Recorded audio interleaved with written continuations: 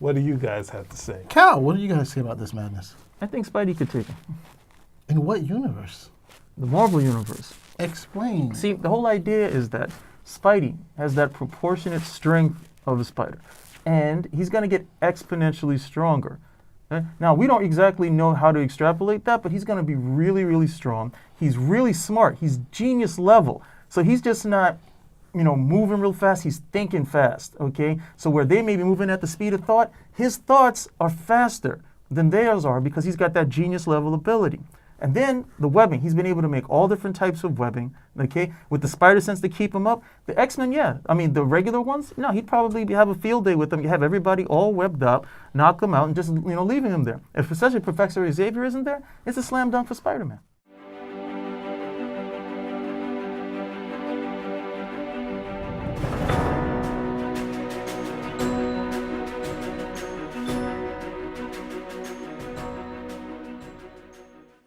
Welcome everybody, Spinning Rack in the house. Once again, I got Cal and Petey.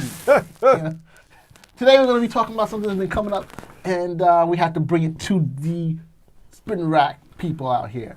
They're talking, what the hell are you doing? Get back in here, Petey. I just want everyone to see the full shot of you see definitely there's two X-Men in here behind Mars right here, is Cyclops right here. I'm just saying. Spidey's got his foot on his head. So people have been bringing up this crazy suggestion that Spider-Man could actually beat the X-Men. And there's only one word for that. You're absolutely friggin' nutty. And that's more than one word, just to show you how crazy this whole concept is. But once again, we're going to be discussing it real quick. And we're going to start with Cal. Petey. Petey.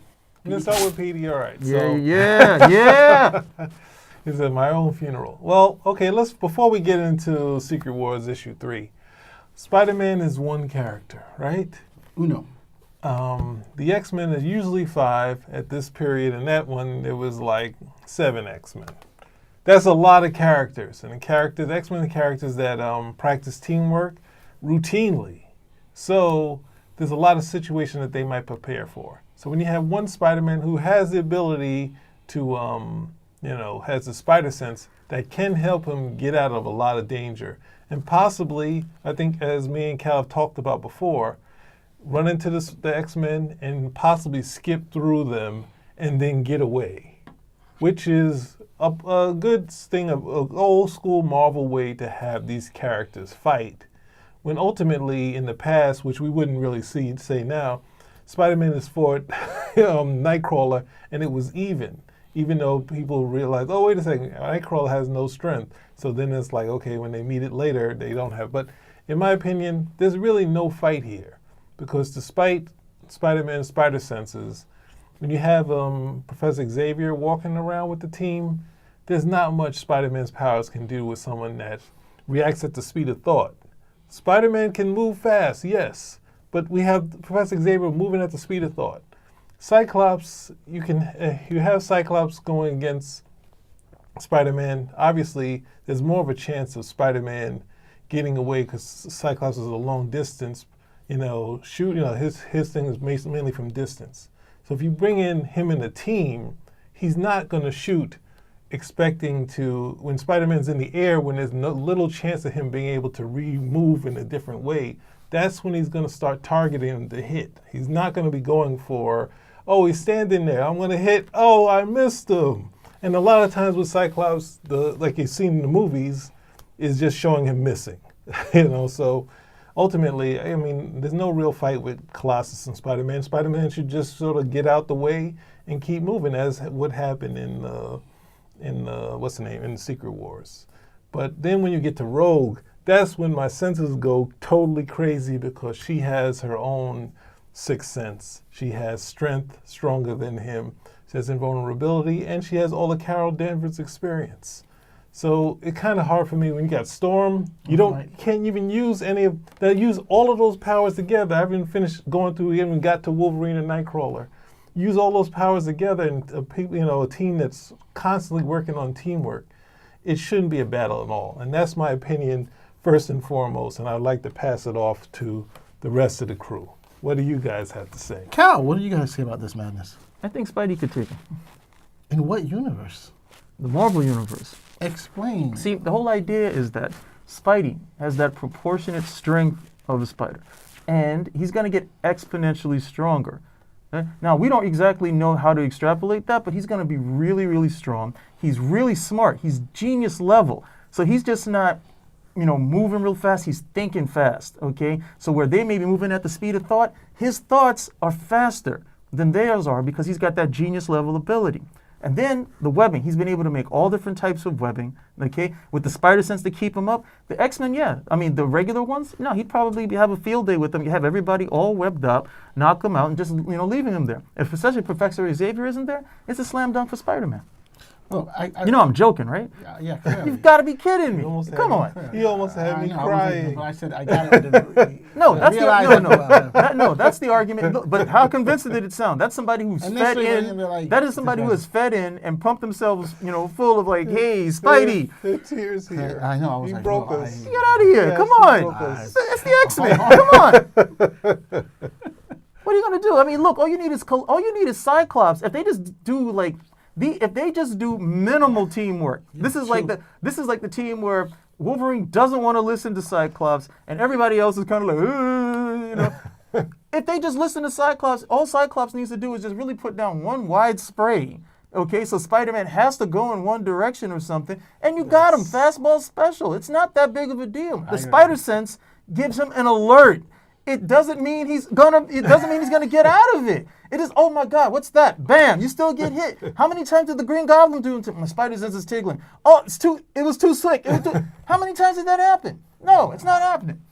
I agree with you 100%. And then you have the whole thing here with the team. What were they trying to do? In this particular comic, they weren't trying to hurt him. They were just trying to stop him. They're trying to catch him. Yeah, catch he him. was trying. So He had overheard them right. saying something, and he's trying to get away from them. They're trying to catch him, Right. and of course, he makes him look dumb. But that's because that's that's like a Keystone Cop situation where literally you'll see two X-Men running into it. They're like, Yeah. and he leaps up or something. But the bottom line is he got the drop on them in terms of okay. So he's already trying to get away. They're trying to stop him. They're not formulating any plan or They're anything. not trying to hurt him or they're just trying to stop him. And then the bottom line is he was like, I think it wasn't Cyclops who had him in his crosshairs. He was about to blast him, and Xavier wiped his memory. So it wasn't that Spider-Man like literally whipped on them or such. It was okay. You got the drop. Okay, we were a little discombobulated Right. for the They extent, weren't expecting but the it. bottom line is the end. Even in the writing there, if you didn't like it, the end result was apparent. He was not going to get away. The only reason why he got away is because Xavier said, "Look, I'm just going to wipe his memory, and that'll be the end of it." And that was it. That's all you needed. Exactly. Well, I would like to add a couple other things. Is that the story itself?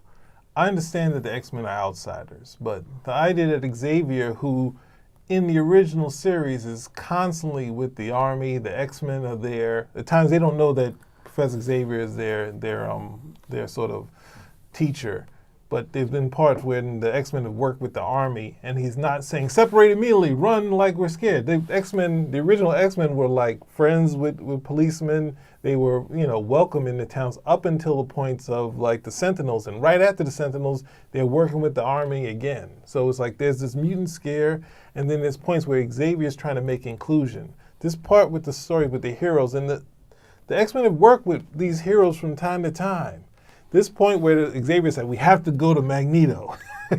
And the way the story works out is that Magneto sort of, when Doom says, you can join me, Magneto reaches out to Doom. So it's like Xavier's choice really in this story was sort of out of character for me. So that aspect, Xavier not being able to notice that Spider-Man's somewhere on the wing, because we're not really understanding that he's reading minds all the time. But I mean, you're saying he can hide. He's hiding, but he can't hide from a telepath. So it's kind of hard for me, that whole setup, because that's what I usually argue, because everyone loves this scene. This is like one of people's favorite scenes. But my only other thing is that this was art corrected. So these pages are a lot wider than the original pages, which are so dynamic by Mike Zeck, which is like has close-up shots, a cool shot of Wolverine missing Spider-Man.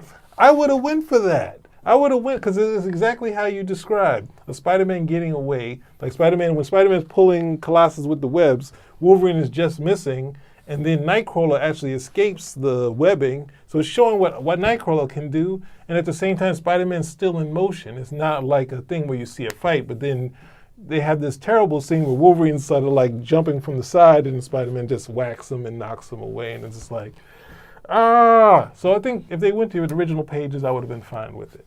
But the way they did it and the actual X-Men separating from the Marvel Universe and like we had to separate really didn't make any sense because Xavier has talked with Thor in the past, the X-Men have worked together, and the X-Men have worked with the Fantastic Four in the past. So that, I didn't buy it, and it goes into the bickering, which people like, but it just, I think Marvel Comics moved to disagreeing instead of the bickering, instead of Stan Lee's bickering. So I had a lot of problems with the Secret Wars, but no to Spider-Man beating the X-Men. That's it. Hey, it should never be in doubt. Yeah, I mean, and you also see it in the animated series when Spider-Man goes over to the X-Men to talk to the Professor X, and he gets to drop on them there also. So it only seems to work when he gets to drop on them. Okay. So What's he going to do? Walk in the front? Hey, can't. it just doesn't work. That is a good point you made about Xavier, though. That whole mutant chauvinism that he, showing, it never really. There was never any reason for it. It never really bore any fruit. Other than, I guess, at some point they were like, hey, we need to pull the X-Men out so these guys are actually a little weak enough that the villains have a chance at beating them. Yeah. Other than that, it just didn't make any That's sense. another thing I didn't, like, all right, now we're going to come and save the day when you could have just been there. And Isn't that the same thing with Superman in no, Xavier, I think Secret Wars would have worked better because you already have Cyclops and Storm when you didn't really need Cyclops there. I guess Shooter wanted Cyclops there. But then you have Xavier there. Xavier is looking over their fights, not using his power to shut down like all the villains. So it's like you got to take Xavier out, even though he's walking around, because all he is an advisor and saying, "Oh, you did this wrong, Wolverine. Oh, leave Colossus there, team. Everybody, you need to run." It's like, what do you mean you need to run? So that's I think if you take out those characters, then you have the fight you want. You have Xavier, who is obviously one of the most powerful people on Battle World, but he basically is like, I'm just a teacher now, even though he was going on missions with the X-Men. Well, Molecule Man was the most powerful. But if someone shuts your mind off, you can't really do any of the stuff that you want to do. Yes, he's more powerful than him, but he says, all right, stop. Xavier was shown the X-Men 2 and X-Men 3. Everyone's fighting, he just shuts everything down. Yeah. And they realize, okay, we can't, he's just their advisor. He's not going to go out on any missions anymore. Once you show that type of power with Xavier, it becomes, that's the question everyone asks. Why doesn't he just shut down everybody's mind? Mm-hmm. So then it becomes, all right, it's either you have to come up with some MacGuffin in order to keep him from doing that. Like, okay, everybody's got this power. Everybody drank the special Skrull milk, and because they drank that Skrull milk, he can't affect their minds. Or you just, you keep him in the background. You keep him as an advisor, which, to be quite honest, it works at the end of the day. All right, well, so we agree. No frigging way could Spider-Man beat the X-Men. But could he beat the Hulk? Tune in next time. Yes. Spinner Rack, out.